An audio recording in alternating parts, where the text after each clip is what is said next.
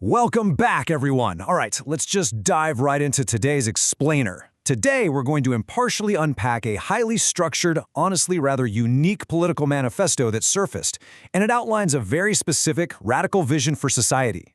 It's referred to as a unique constant manifesto. And whether you find its ideas utopian or highly controversial, the sheer mechanics of how it proposes to restructure everyday life are just absolutely fascinating. So let's jump right in and see exactly what this blueprint looks like. Now take a look at the evocative imagery here. A dove resting right on the scales of justice, set against the backdrop of the globe. This isn't just decorative, it's really a visual thesis statement. The creators of this manifesto are framing their socio-economic overhaul not just as some local policy, but under the grand, almost global umbrella of absolute equity and harmony. Keep this imagery in the back of your mind, because the policies we're about to explore attempt to engineer this exact balance through some incredibly strict systemic rules. But to truly understand this vision, we've got to look directly at the source. This is the original, dense, 9-point document written in Telugu, and it doesn't waste any time with flowery political rhetoric. Instead, it reads almost like a technical manual or an algorithmic flowchart for a completely new society. We've carefully translated and analyzed these 9 points so we can break down the core mechanics of how this proposed government would actually operate. To keep things perfectly clear today and prevent us from getting lost in the details, we've organized these 9 points into 4 logical sections. 1. Rethinking elections and leaders. 2. A state-controlled economy. 3. The welfare and salary paradigm. And 4. Analyzing the impact. Let's start with Section 1, Rethinking Elections and Leaders, and look at this radical shift in democracy. Point 1 of the document completely flips the traditional electoral dynamic on its head.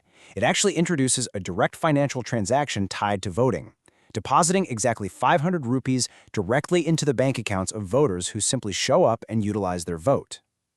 The stated goal here, translated straight from the text, is to eradicate the traditional, corrupt system of vote buying by effectively formalizing a transparent, direct benefit to the consumer, the voter. It's a really fascinating attempt to use a micropayment to solve a massive macro-democratic issue. And this next part brilliantly illustrates a core philosophy of the text, demystifying political power. Point 1 explicitly classifies political leaders simply as employees. It completely strips away the grandiosity of holding political office. But here is the most striking part, hands down. It mandates that even the losing opposition receives a respectable salary. Furthermore, it dictates that campaign expenses for manifesto publication and vehicles must be distributed equally among candidates. It's this massive attempt to level the playing field so drastically that politics just becomes another regulated administrative job. Moving right along to Section 2, a state-controlled economy, focusing on village HR and fixed salaries. So points 3 and 4 shift our focus to the labor market, and the level of centralization proposed here is massive. The crucial mechanic is the mandatory creation of human resources departments at literally every level of society: village, mandal, city, and industrial. Every single job, regardless of the title, is officially recognized as employment by these departments, meaning the state becomes the ultimate HR manager for the entire population, tracking and assigning work, and even recognizing specific groups like disabled and marginalized individuals. To really put this hyper-managed system into perspective, the manifesto introduces a dramatic economic floor. For citizens over the age of 20, the text dictates a massive minimum salary of 30,000 rupees. This is a foundational pillar of their economic vision, ensuring a relatively high baseline of income for every single working-age adult, which would fundamentally alter the wealth distribution and poverty lines of the society they're envisioning. But you're probably wondering, how does the state actually afford this? Well, point 4 outlines that the government must actively acquire, pay for, and manage all major production sectors. We are talking about agriculture, steel, plastics, and textiles. Add to that all public infrastructure: roads, water, electricity, parks, schools, hospitals, and the police. It is literally a blueprint for a completely centralized, state-run economy where private enterprise in these sectors is essentially absorbed by the government to ensure production meets the needs of society. Furthermore, the whole concept of the free market is completely dismantled. Independent marketers are absorbed as official government employees. Their new job description? To protect the consumers. The state takes on the sole responsibility of determining all market prices. This completely removes price fluctuation and market competition, replacing it with a fixed, government-mandated pricing structure designed to protect the buyer at all costs.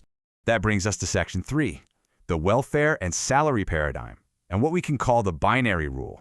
Now, diving into their welfare plans, there is a very specific, targeted piece of aid right in point 2. The text explicitly guarantees 1,000 rupees per month for essential goods specifically for children without parents. It's a direct, unconditional safety net prioritized early in the document, which highlights a real focus on the most vulnerable before expanding out to the general population. Across points 5, 6, and 7, we uncover this fascinating, repeating mechanic. The text lays down a strict, binary ultimatum for the state regarding housing, education, and healthcare. Plan A, the government must provide these services entirely for free. But if the government fails to implement free services, Plan B kicks in automatically. It must drastically increase citizen salaries as a direct alternative. It's a built-in fail-safe mechanism written directly into the manifesto. The government is essentially telling itself, hey, if we can't give you a house and a hospital for free, we are legally bound to pay you enough so you can easily afford them. Let's look a little closer at the housing aspect in point 5 because it is incredibly sweeping. This free housing initiative specifically targets young voters starting right at age 18 up to 23. It promises housing near the workplace or family homes for newlyweds. It also explicitly mandates housing provisions for marginalized communities and disabled individuals. They even allow citizens to build their own homes alongside government housing or rent them out. It's a highly flexible but universally guaranteed housing strategy. Interestingly, as we reach the final points, the manifesto gets highly specific and honestly a bit quirky regarding social behavior. Point 8 literally monetizes being a good neighbor. It proposes a 500 rupee monthly allowance for friendship wisdom or friendly intellect, essentially paying citizens to maintain peace and not cause harm. Alongside this, point 9 demands strong road safety through the police department and dedicated welfare for the elderly. Which leads us to our final section, number 4, analyzing the impact and really grasping the scale of the state intervention. Stepping back to look at the comprehensive picture these 9 points paint, the scale of what is being proposed is just monumental. When we view this promotional imagery again alongside the text, featuring the dove, the scales, and the globe, combined with text mentioning a unique manifesto and Justice United Nations development, it becomes entirely clear. This isn't just a list of minor policy tweaks. This is a utopian blueprint. It relies on absolute, unyielding government intervention in nearly every single aspect of daily life, from the exact price of goods to the specific department managing your local job, all the way down to a 500 rupee reward for just being a friendly citizen. So, we arrive at the ultimate question. Based strictly on what we've mapped out from these sources today, how practical is this level of state control? I mean, if a government actually instituted universal local HR departments, paid the opposition, set all market prices, and bound itself to a binary rule of free welfare or massive salary hikes, how would that fundamentally change the fabric of human ambition, society, and our daily lives? It's a profound thought experiment laid out in just 9 points. Thank you so much for joining me on this explainer. Until next time, keep questioning the structures around you.